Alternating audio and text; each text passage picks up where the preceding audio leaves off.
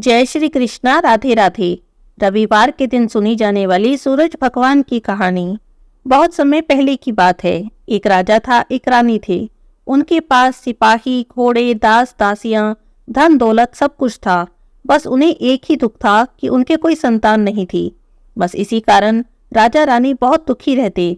संतान प्राप्ति के लिए उन्होंने बहुत तरह के दान धर्म, धार्मिक अनुष्ठान, जप तप, व्रत, पूजा पाठ सब कुछ किया, लेकिन कोई भी फायदा नहीं हुआ। अब राजा रानी बूढ़े होने चले थे। बुढ़ापे की ओर बढ़ते गए तो होता क्या है कि दोनों गहरी सोच में पड़ गए। अब हमारे इतने बड़े राज्य का क्या होगा? कौन बनेगा इस राजा का वारिस? कौन लेगा प्रजा की जिम्मेदारी? राजा रानी दिन रात इसी चिंता में घुलने लगे। उन्होंने खाना पीना तक छोड़ दिया था। एक दिन सुबह सुबह राजा के दरबार में एक साधु बाबा आए, तो दासी रानी को जाकर बताती है कि साधु बाबा आए हैं। तब रानी दासी से कहती है, यह मेरा अंतिम दान धर्म है। इसके बाद मैं अपने हाथों से कोई भी दान धर्म नहीं करूंगी। रानी चावल भरा छाछ हाथ में लेकर बाहर आती है और साधु की झोली में भिक्षा डालने के लिए आगे आती है। उसके चेहरे पर छाई उदासी साधु बाबा देख लेते हैं और उससे पूछते हैं, रानी साहिबा क्या हुआ है, आप इतनी उदास क्यों हैं? तब रानी साधु को सारी बातें बता देती है और रोने लगती है। उस पर साधु महाराज कुछ पल के लिए गंभीर हो जाते हैं और कहते हैं, चिंता मत करो रानी साहिबा, आपकी संतान की इच्छा मैं पूरी कर सकता हूँ। आपकी कोख से एक पुत्र जन्म लेगा, लेकिन वह केवल 14 वर्ष तक ही जीवित रहेगा। उसके बाद वह मृत्यु को प्राप्त हो जाएगा। इससे बढ़कर आपको कुछ देना मेरे लिए संभव नहीं है। अपनी बात पूरी करते समय साधु बाबा ने झोली में हाथ डाला और थोड़ी सी भभूत निकालकर रानी को दे दी और कहा कि आप और महाराज दोनों इसे बांटकर ग्रहण करना, तुम्हें जल्दी ही पुत्र की प्राप्ति होगी। और इतना कहकर साधु बाबा वहां से चले जाते हैं। उनके जाने के बाद रानी सोचती है, 14 साल तो 14 साल ही सही, उतने समय के लिए तो कम से कम हमें पुत्र मिलेगा। मेरे लिए तो यही काफी है। उतने साल तक मैं उसे जी जान से बड़ा करूंगी, उसे खूब सारा प्यार करूंगी और अपनी संतान की मुराद को पूरी करूंगी। जब राजा अपना सारा राजकाज खत्म करके रानी के महल में आए, तो रानी ने राजा को सारी बात बताई और साधु की दी हुई भभूत राजा को दिखाकर बोली कि साधु बाबा ने कहा है कि दोनों को साथ साथ ग्रहण करनी है। तब राजा बोले, हमने इतने दान धर्म किए, जब तप किए, पूजा पाठ की, तब कोई फल नहीं मिला, अब इस भभूत से क्या होगा? तब रानी कहने लगी कि जब हमने इतना सब कुछ किया ही है तो ये भी करके देख लेते हैं। साधु बाबा के क्रोध को खामखा क्यों बुलावा दें? राजा को किसी बात पर विश्वास तो नहीं था, लेकिन रानी को दुख न पहुंचे, इसीलिए वह तैयार हो गए। राजा राजी हो गए तो फिर राजा रानी दोनों नहाते हैं, भगवान का स्मरण करते हैं, अपने पितरों को याद करते हैं और साधु बाबा का नाम स्मरण करके वह भभूत दोनों मिल बांटकर खा लेते हैं और उसके बाद निश्चिंत होकर सो जाते हैं।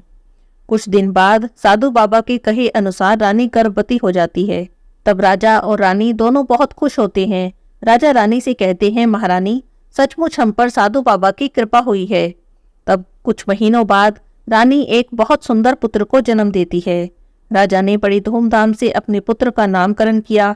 सारे राज्य में 8 दिन तक अन्न तर्पण रखा गया, उत्सव मनाया गया। जब पुत्र की कुंडली देखने के लिए राज्य के सबसे बड़े विद्वान पंडित जी आए, तो कुंडली देखकर पंडित जी बड़े चिंतित हो गए और कहने लगे कि महाराज, हमारा राजपुत्र सिर्फ 14 साल तक ही हमारे पास रहेगा। राजा को तो ये बात पहले से ही पता थी, रानी को भी साधु बाबा की बात याद थी। दोनों चुप हो जाते हैं। उसके बाद राजा रानी बड़े लाड़ प्यार से अपने बेटे की परवरिश करते हैं, उसे बड़ा करते हैं, उसकी सारी इच्छाएं पूरी करते हैं। थोड़े समय के लिए ही सही, भगवान ने संतान की मुराद पूरी तो करी थी, वे इसे ही अपना समाधान मानते हैं। राजपुत्र दिन प्रतिदिन बड़ा होता है। जब वह 7 साल का हो जाता है, तब राजा एक अच्छी गुरु की नियुक्ति करके उसकी पढ़ाई लिखाई, राजशास्त्र, शस्त्र विद्या, घुड़सवारी सभी शिक्षाओं में उसे शिक्षण दिलवाते हैं। जब वह सभी शिक्षाओं में पारंगत हो जाता है और 12 साल की उम्र का हो जाता है, तब उसका विवाह कर दिया जाता है।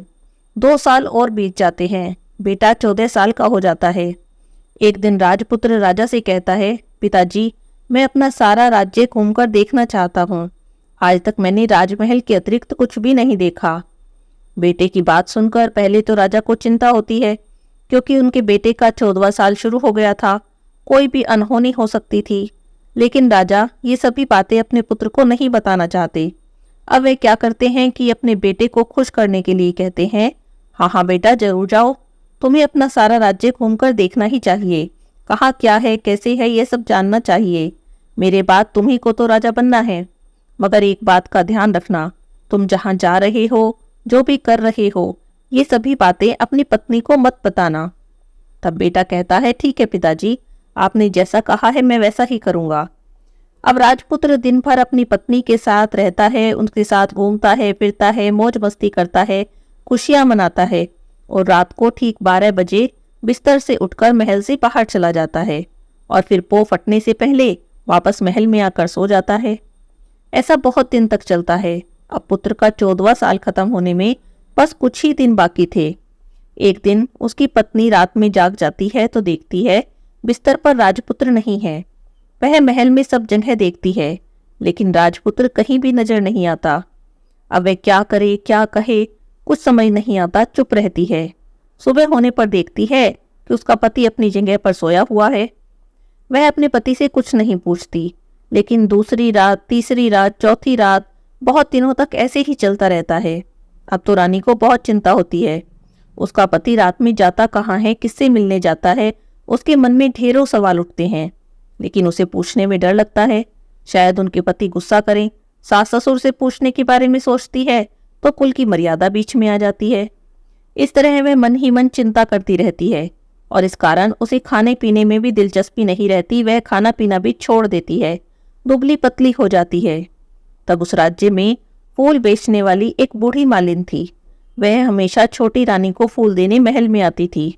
बुढ़िया ने जब ध्यान से छोटी रानी को देखा तो पूछने लगी, बेटी, तुम्हें किस बात का दुख है? तुम इस तरह से सूखती क्यों जा रही हो? तब रानी कहती है, क्या बताऊं अम्मा, तुम्हारा राजपुत्र हर रात बिस्तर से उठकर कहीं चला जाता है और सुबह होते ही वापस आकर सो जाता है। कहाँ जाता है, क्या करता है, मुझे कुछ भी नहीं पता। बस यही सोच सोच कर मुझे चिंता होती है और मैं खाना पीना नहीं खा पाती और इसी तरह सूखती जा रही हूँ। तब बुढ़िया माई उसे एक उपाय बताती है, बेटी ऐसा करना, आज रात को तुम सोना मत और उसके पीछे जाकर देखना वह कहाँ जाता है और क्या करता है, और उसकी अच्छी तरह से पहरेदारी करना। तब रानी कहती है, लेकिन अम्मा, अगर मुझे नींद आ गई? तब बुढ़िया माई कहती है, तुम्हें नींद ना आए इसके लिए अपने बाएं हाथ की उंगली में एक जख्म कर लेना और उस पर थोड़ी सी मिर्ची लगा देना। तुम्हें बड़ी जलन होगी और उस पीड़ा से तुम्हें नींद नहीं आएगी। अब रानी बुढ़िया मैया के कहे अनुसार वैसा ही करती है। उंगली की जलन उसे देर तक सोने नहीं देती, लेकिन कुछ देर बाद वो सो जाती है। दूसरे दिन जब बुढ़िया माई फूल लेकर महल आती है तो पूछती है, क्या हुआ बेटी, तुमने देखा कि तुम्हारा पति कहाँ जाता है? तब रानी कहती है, नहीं माई, मैं इससे पहले कुछ देखती, मुझे नींद आ गई। तब बुढ़िया माई कहती है, कोई बात नहीं, आज तुम पहले से और बड़ा जख्म करना और ज्यादा मिर्च लगाना। रानी वैसा ही करती है, लेकिन सिर्फ वह अपने पति को बिस्तर से उठकर बाहर निकलते समय तक ही जाग पाती है, उसके पीछे नहीं जा पाती, क्योंकि उसी समय उसे नींद आ जाती है। अगले दिन फिर जब बुढ़िया माई पूछती है तो रानी कहती है, नहीं अम्मा, मैं तो आज भी अच्छी तरह से पहरेदारी नहीं कर पाई।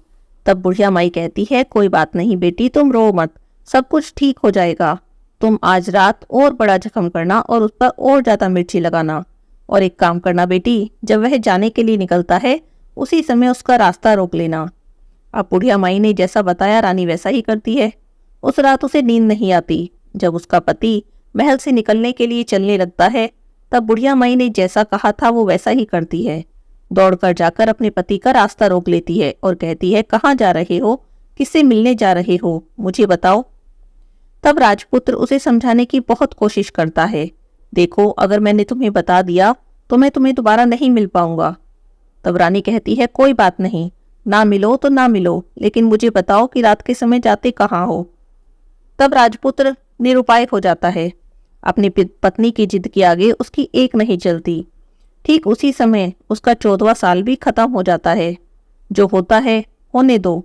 तब वह सोचता है और कुछ चावल सिद्ध करके अपनी पत्नी को देता है और कहता है, इन चावलों को दोनों हाथों की मुट्ठी में पकड़ना।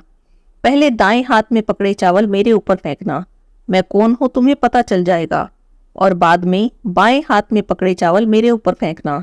मैं जैसा था तुम्हें मिल जाऊंगा, लेकिन याद रखना, यदि तुम बाएं हाथ के चावल मेरे ऊपर फेंकना भूल गई तो मैं तुम्हें कभी नहीं मिलूंगा। तब रानी ने कहा, ठीक है, मैं नहीं भूलूंगी। रानी ने बड़े आत्मविश्वास के साथ दाएं हाथ में पकड़े चावल अपने पति के ऊपर फेंके तो राजपुत्र एकदम एक विशाल घोड़ा बन गया, एकदम सफेद रंग का, गर्दन पर लंबी लंबी अयाल। देखते ही देखते तेजी से दौड़ने लगा। रानी तो उस घोड़े को देखकर एकदम हैरान रह गई, और पति ने कहा था कि बाएं हाथ के चावल फेंकना है, वह बात भूल गई। उसकी आंखों के सामने वह घोड़ा महल से बाहर निकल गया। अब घोड़ा जो महल से बाहर निकला तो वापस नहीं आया। अब तो रानी को बड़ा पछतावा होता है और वो खुद को कोसने लगती है, लेकिन अब उसका कोई फायदा नहीं होने वाला था। राजपुत्र अब वापस नहीं आने वाला था।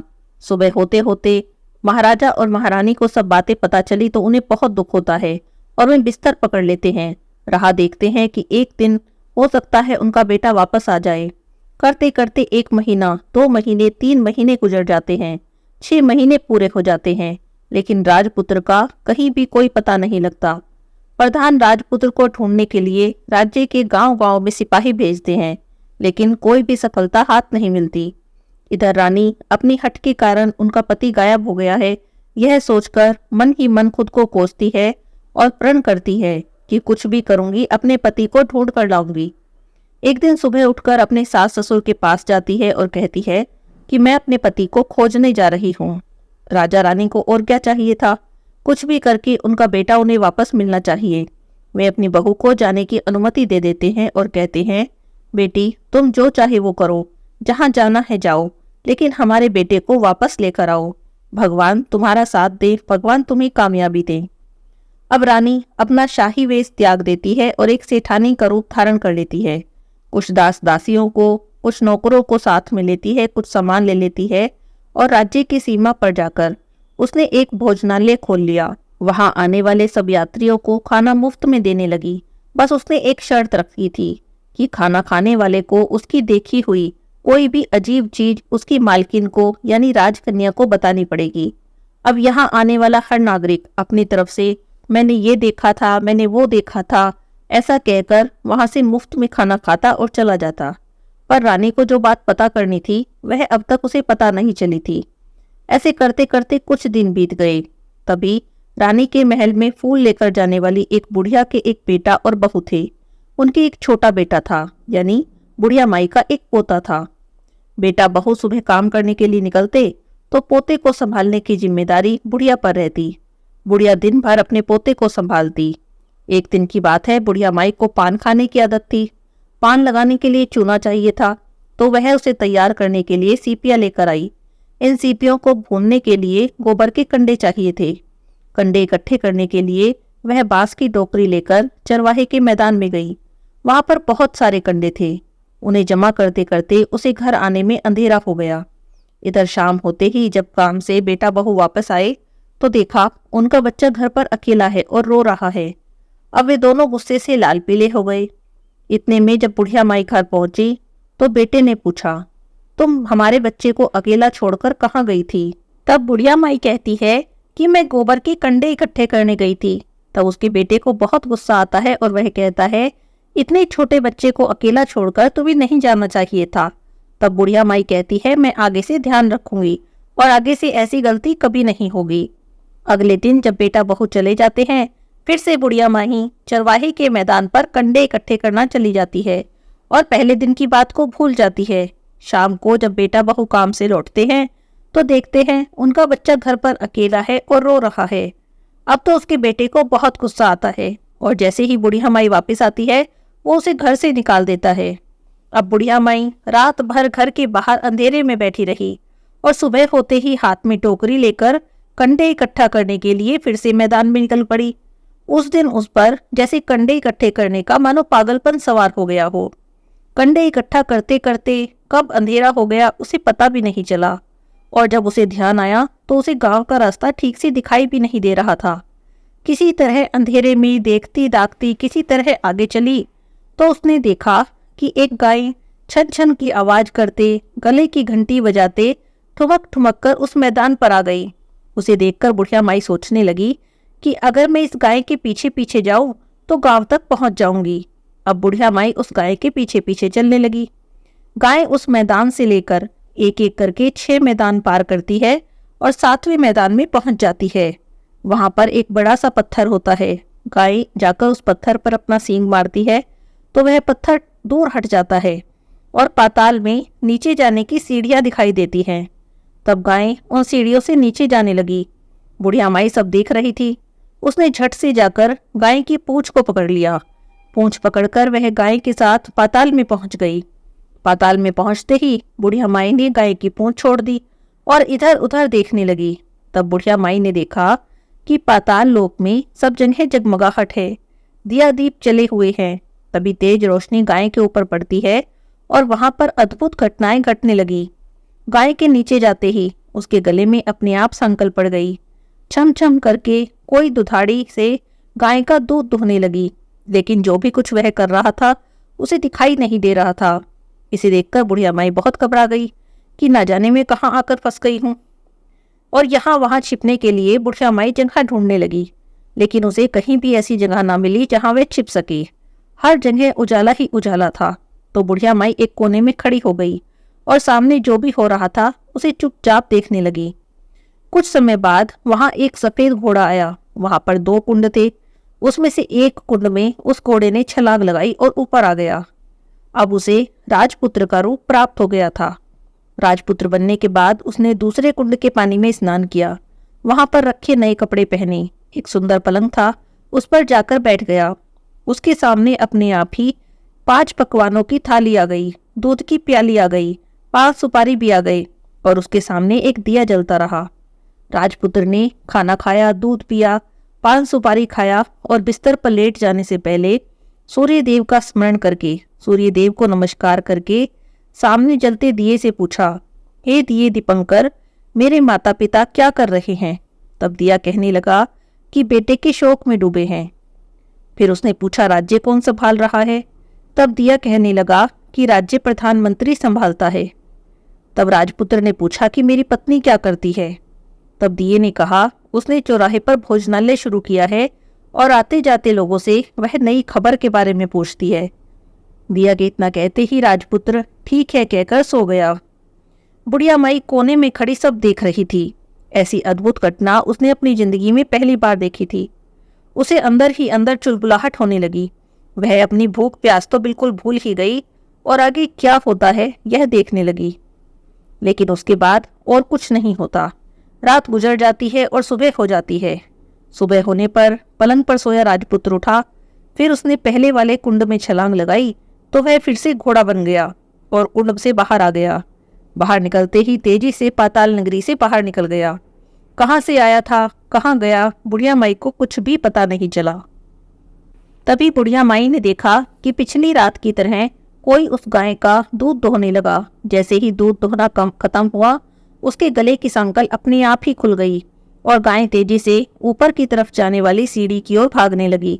गाय को जाता देखकर बुढ़िया माई ने सोचा, अब गाय के साथ यहाँ से ऊपर जाने में ही समझदारी है, नहीं तो कोई मुसीबत मेरे ऊपर आ जाएगी। झट से उसने गाय की पूंछ पकड़ ली और गाय के साथ बुढ़िया माई भी ऊपर आ गई। गाय जब ऊपर के मैदान में पहुंची तो सुरंग का रास्ता अपने आप ही बंद हो गया और उसके मुंह पर एक बड़ा सा पत्थर पहले की तरह आकर खड़ा हो गया। ऊपर आकर वह गाय जंगल की ओर निकल गई। इधर बुढ़िया माई तो एकदम बावली सी हो गई थी। उसने पाताल नगरी में जो देखा था जल्दी से जल्दी किसी को बता देना चाहती थी। तभी उसे याद आया कि नगर की सीमा पर एक औरत भोजनालय चलाती है। नई बात बताने वाले को अच्छा खाना पीना मुफ्त में देती है। तो वह सोचने लगी, क्यों ना मैं यह बात उस औरत को ही जाकर बताऊं। यदि उसे बात पसंद आ गई तो बाकी जीवन खाने पीने के झंझट से मुक्ति हो जाएगी।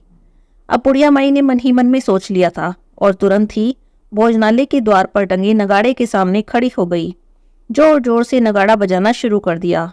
नगाड़े का इस तरह से शोर सुनकर छोटी रानी मन में प्रसन्न हो गई और सोचने लगी, लगता है शायद कोई बहुत बड़ी बात लेकर आया है। तब छोटी रानी सिपाहियों को आदेश देती है, कहती है, जाओ, जो कोई भी आया है उसकी अच्छी तरह खातिरदारी करो। आदेश पाते ही सिपाही नीचे दौड़ाए गए। एक बुढ़िया नगाड़ा बजा रही थी। तब उन्होंने पूछा, क्यों रे बुढ़िया, क्या हुआ? नगाड़ा क्यों बजा रही है? तब बुढ़िया बोली, कुछ नहीं बेटा, यहाँ खाना मिलता है इसीलिए आई हूँ। खाना चाहिए मिलेगा, लेकिन तुम्हें कोई नई बात बतानी पड़ेगी। बुढ़िया बोली, हाँ बताऊंगी, एक बात मालूम है मुझे। तब सिपाही उसे अंदर ले गए। उन्हें मालकिन का आदेश था कि अगर कोई बूढ़ा बुजुर्ग वहां आए तो उसके साथ अच्छी तरह से, अच्छे ढंग से पेश आना और उसका अच्छी तरह से आदर सत्कार करना। सिपाही बुढ़िया माई का भरपूर आदर सत्कार करने लगे। बड़ी सी थाली भरकर उसे व्यंजन परोसते हैं। बुढ़िया माई बहुत दिन से भूखी थी, वह तो खाने पर जैसे टूट सी पड़ी। खाना खाने के बाद सिपाही ने उसे नए कपड़े दिए। उसके बाद उसे लेकर रानी के पास गए। बुढ़िया माई ने और रानी ने तुरंत ही एक दूसरे को पहचान लिया। बुढ़िया माई कहने लगी, अरे रानी साहिबा तुम? रानी बोली, अम्मा तुम? थोड़ी देर तक दोनों बातें करती रही। आखिरकार रानी बुढ़िया माई से कहने लगी, अम्मा बताओ तुमने क्या नई बात देखी? तब बुढ़िया कहने लगी, नई बात? मैंने कोई नई बात नहीं देखी, वो तो मेरे पास तुम्हें देने के लिए खाने के पैसे नहीं थे, इसीलिए मैंने झूठ कहा और नगाड़ा बजाया। तब रानी कहने लगी, कोई बात नहीं, तुम घबराना मत, मैं किसी को तुम्हारा नाम नहीं बताऊंगी।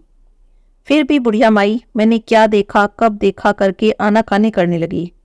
इस पर रानी कहने लगी, देखो अम्मा, यदि तुमने वह बात मुझे बताई तो मैं जिंदगी भर तुम्हारी देखभाल करूंगी और तुम्हें रानी माँ की तरह रखूंगी। अब बुढ़िया माई बताने को तैयार हो गई। उसने जो भी कुछ मैदान पर देखा था वह सब कुछ रानी को बता दिया। बुढ़िया माई की बातें सुनकर रानी को यकीन हो गया कि वह राजपुत्र उसी का पति है। वह तुरंत बुढ़िया से कहने लगी, अम्मा मुझे उसी स्थान पर ले चलो। तब बुढ़िया माई बोली, नहीं नहीं, वह पाताल राज्य है, वहां सांप है, यदि किसी ने तुम्हें देख लिया तो तुम्हारी जान खतरे में आ जाएगी। लेकिन रानी उसकी एक भी बात नहीं सुनती और उससे जिद करने लगती है। आखिरकार में बुढ़िया माई को उसका कहना मानना पड़ता है और वह कहती है, ठीक है, मैं तुम्हें वहां लेकर चलूंगी, पर आज नहीं कल। वहां जाना है तो शाम को ही जाना होगा। दूसरे दिन दोपहर को रानी बुढ़िया माई के साथ उस मैदान पर गई और एक जगह छुपकर गाय के आने की राह देखने लगी। दिन ढलते ही अंधेरा हुआ और गाय हमेशा की तरह वहां आ गई। मैदान के उस कोने में जाकर उसने पत्थर पर सींग मारा तो झट से पत्थर हट गया और सुरंग में जाने का रास्ता खुल गया। जब गाय उस रास्ते से नीचे उतरने लगी तब बुढ़िया माई रानी से कहती है, जल्दी करो बेटी, हम गाय की पूंछ पकड़कर नीचे उतरेंगे। अब दोनों गाय की पूंछ पकड़ लेती हैं और नीचे उतर जाती हैं। बुढ़िया माई पहले जिस कोने में छिपी थी उसी कोने में जाकर छिप जाती है। जैसे सब कुछ पहले हुआ था वैसे ही अब भी होता है। गाय के गले में अपने आप संकल्प पड़ जाती है। कोई अदृश्य रूप से उसका दूध दूहने लगता है। एक सफेद घोड़ा आता है, कुंड में छलांग लगाता है तो राजपुत्र बन जाता है। राजपुत्र दूसरे कुंड में नहाने गया। उसके बाद उसके सामने खाने की थाली आई, दूध की प्याली आई और पान बीड़ा भी आ गया। राजपुत्र ने आराम से भोजन किया और सोने के लिए पलंग पर गया। सोने से पहले सूर्यदेव का स्मरण किया, उन्हें नमस्कार किया और दिए से पूछने लगा, दिए दिए दीपंकर, मेरे माता पिता क्या कर रहे हैं? दिए ने कोई भी जवाब नहीं दिया, बल्कि अब वह बुझने लगता है। तब राजपुत्र को कुछ तो घटना घटी है, इस बात का संदेह हो जाता है। वह उदास हो जाता है और सोचता है, जो हुआ है हो जाने दो। ऐसा सोचकर सोने के लिए बिस्तर पर लेट जाता है। अब तो रानी का संयम छूट गया और वह दौड़कर उसके पास गई। उसने पैर पकड़ने के लिए हाथ आगे बढ़ाया। तब राजपुत्र तुरंत ही अपनी पत्नी को पहचान लेता है और झट से पीछे हट जाता है और चिल्लाता है, नहीं नहीं, मुझे छूना मत, नहीं तो सर्वनाश हो जाएगा। रानी दोनों हाथ जोड़कर अपनी भूल के लिए माफी मांगती है और कहती है, मुझसे भूल हो गई, मुझे आपसे नहीं पूछना चाहिए था कि आप रात में कहाँ जाते हैं। मैं अपनी भूल स्वीकार करती हूँ। अब मुझे मेरी भूल की सजा मिल गई है। अब आप अपने घर चलो। आपके वियोग में आपके माता पिता ने बिस्तर पकड़ लिया है और प्रजा भी बहुत दुखी है। तब राजपुत्र कहता है, वही तो एक बार तुमने एक गलती की थी, अब दोबारा मत करना, नहीं तो अब मैं जो तुम्हें दिख रहा हूं वह भी नहीं दिखूंगा। रानी जोर जोर से रोने लगती है, जोर जोर से जमीन पर सिर पटकने लगती है। तब राजपुत्र के मन में उसके लिए दया आ जाती है और वह कहता है, यदि तुम मुझे पाना चाहती हो तो एक काम करो, काम कठिन है लेकिन तुम्हें अकेले ही करना होगा। तब रानी कहती है, आप कहिए, कितना भी कठिन काम हो मैं जरूर करूंगी। तब राजपुत्र कहता है, इस पाताल से ऊपर जाते ही तुम्हें एक घना जंगल नजर आएगा। ऐसे 6 जंगल पार करके 7वां जंगल मिलेगा। वह जंगल सबसे घना है। उस जंगल के बीचों बीच एक पीपल का पेड़ है। उसके आसपास की जगह पत्ते, फंदे, जटाएं, कांटे आदि से ढकी हुई है। वहां बाघ, शेर, भालू, सांप सभी धमाचौकड़ी बैठती है। तुम्हें उन सबको भगाकर वह जगह साफ करनी है, गोबर से उसकी लिपाई करनी है, उसे पवित्र करना है, रंगोली से सजाना है। उसके बाद वहां पर धूप, कपूर, अगरबत्ती जलानी है, फूल कुमकुम से पेड़ के तने की पूजा करनी है, दूध दही से बने चावल का भोग चढ़ाना है। और यह सब तुम्हें दोपहर को 12 बजे से पहले करना है। 12 बजने के समय तुम्हें उस जगह पर बैठकर सूर्य भगवान का ध्यान करना है। ठीक 12 बजे सूर्य नारायण भगवान का रथ वहां उतरेगा और वे ये सब देखकर खुश हो जाएंगे और कहेंगे, जिस किसी ने यह सब किया है मैं उसे मनचाहा फल दूंगा। तब तुम उनके सामने जाकर उनके रथ का दाहिना घोड़ा मांग लेना, मैं तुम्हें मिल जाऊंगा। इतनी बात कहकर राजपुत्र अपने पलंग पर सो गया। इधर छोटी रानी सुबह होने की राह देखने लगी। सुबह होते ही बुढ़िया माई के साथ गाय की पूंछ पकड़कर ऊपर आ गई। ऊपर आने के बाद वह बुढ़िया माई से कहने लगी, अम्मा, अब मैं अकेले आगे जाऊंगी, तुम वापस जाओ। वह जंगल में जाकर राजपुत्र की बताई जगह ढूंढने लगी। उसने स्वयं आरी से वह जगह साफ की।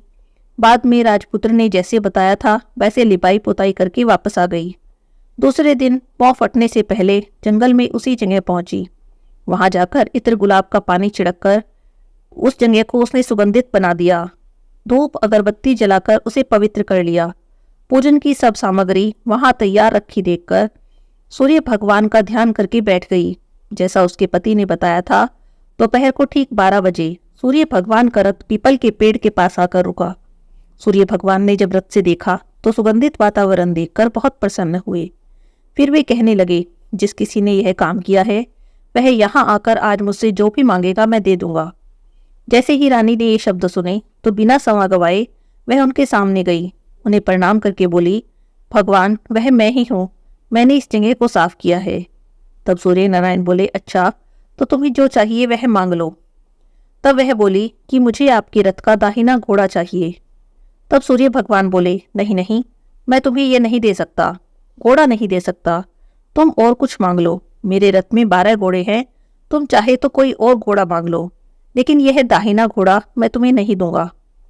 तब रानी ने एक भी बात नहीं सुनी। वह सूर्यदेव से एक ही बात कह रही थी कि मुझे आपके रथ का दाहिना घोड़ा ही चाहिए, नहीं तो मैं यहीं अपनी जान दे दूंगी। अब तो सूर्यदेव धर्म संकट में पड़ गए। उन्होंने वचन दे दिया था, वचन से पलट भी नहीं सकते थे। तो बोले, ठीक है, दे दिया तुम्हें घोड़ा। सूर्यदेव ने कहा, फिर एक और बात और कही, देखो, मैंने तुम्हें घोड़ा तो दिया है, लेकिन वह तुम्हें यहाँ नहीं मिलेगा, तुम्हें उसे पाताल में जाकर ही लाना होगा। तब रानी बोली कि पाताल में क्या भगवान, मैं तो उसे लेने कहीं भी जा सकती हूँ। रानी को वचन देकर सूर्यदेव अपने मार्ग चले गए। इधर रानी जंगल से अपने भोजनालय में वापस आई और बुढ़िया माई को लेकर उसी मैदान में गई। जैसे ही शाम हुई वह गाय आ गई। गाय की पूंछ पकड़कर रानी और बुढ़िया माई पाताल में उतरी। सभी घटनाएं पहले की तरह घटने लगी। घोड़े का एक कुंड में नहाकर राजपुत्र बनना, नहा धोकर पलंग पर जाकर बैठना, खाने की थाली, दूध की प्याली आना, पान का बीड़ा आना। लेकिन आज एक बात नई थी। आज 2 थाली, 2 दूध की प्याली, 2 पान के बीड़े आए। वह कुछ नहीं बोला। उसने अपने हिस्से का खाना खाया, दूध पिया, पान बीड़ा चबाकर सोने चला गया। हमेशा की तरह दिए से पूछा कि मेरे माता पिता क्या करते हैं। तब दिया बोला कि वे दोनों तुम्हारे शोक में मरने की स्थिति में पहुंच गए। अच्छा, ऐसी बात है। झट से उसकी आंखों से आंसू टपकने लगे। फिर वह पूछने लगा कि मेरा राज्य कौन चला रहा है। तब वह बोला कि तुम्हारा राज्य प्रधान चला रहा है और वह सब कुछ हड़प चुका, प्रजा पर बहुत अत्याचार कर रहा है। यह सुनकर राजपुत्र को बहुत गुस्सा आया। वह अपनी मुट्ठियां भींचने लगा और पूछने लगा कि मेरी पत्नी क्या कर रही है। अब दिया कुछ भी नहीं बोला और चुप रहा। अब रानी का संयम जवाब दे गया। वह दौड़कर गई और अपने पति के गले लग गई। तब राजपुत्र कहने लगा, अब मैं तुम्हें मिल गया हूं। वह बोली, सच कहते हो, आप फिर से घोड़ा नहीं बनोगे? तब वो बोला, नहीं, अब दोबारा घोड़ा नहीं बनूंगा। तुमने जो इतने सारे कष्ट उठाए हैं मुझे पाने के लिए, इसीलिए सूर्यदेव ने मुझे सदा के लिए घोड़े के जन्म से मुक्त कर दिया। राजपुत्र ने बड़े प्यार से कहा और उसे गले लगा लिया। कुछ देर बाद सुबह हो गई। गाय की श्रृंखला टूटकर वह ऊपर जाने लगी। रानी, राजपुत्र और बुढ़िया उसकी पूंछ पकड़कर ऊपर आ गए। ऊपर आते ही सीधे भोजनालय में पहुंचे। वहां उन्होंने सब सामान लोगों में बांट दिया और अपने राज्य में लौट आए। राजपुत्र को वापस आता देखकर उसके तेवर देखकर प्रधानमंत्री घबरा गया। राजपुत्र ने उसे बंदी बना लिया और कैद खाने में डाल दिया। राज्य की बागडोर अपने हाथ में ले ली। उसके बाद अपने माता पिता से मिलने महल में गया। तब राजपुत्र ने देखा कि उसके माता पिता उसके शोक में सूख चुके हैं। अपने बेटे को वापस आया देखकर राजा रानी की आंखों से आंसू बहने लगे। इन्होंने अपने बेटे को गले लगाया, प्यार से सहलाया। इतना होने के बाद उनकी सेहत में एकदम सुधार आने लगा। वे उठकर बैठ गए। राजपुत्र के आने की खबर पूरे राज्य में फैल गई। सारी प्रजा खुश हो गई। सारे प्रजाजन राजमहल के सामने इकट्ठे हो गए। तब राजपुत्र ने उन्हें दर्शन दिए। उन्हें आज से कोई दुख नहीं पहुंचाएगा, ऐसा वचन भी किया। अब राजा अपने पुत्र को राज्याभिषेक करके उसे अपने सिंहासन पर बैठाता है, बहू को महारानी बनाता है और स्वयं अपनी पत्नी के साथ ईश्वर के स्मरण में खुशी से दिन बिताता है। महाराज बना राजपुत्र बड़े अच्छी तरीके से राज्य चलाता है और अपनी पत्नी के साथ सुख शांति से जीवन बिताता है। उस बुढ़िया माई को रानी ने अपने साथ रख लिया था और उसकी अच्छी तरह से देखभाल की। अब बुढ़िया माई और उसके बुढ़ापे के दिन खुशी से गुजर जाते हैं।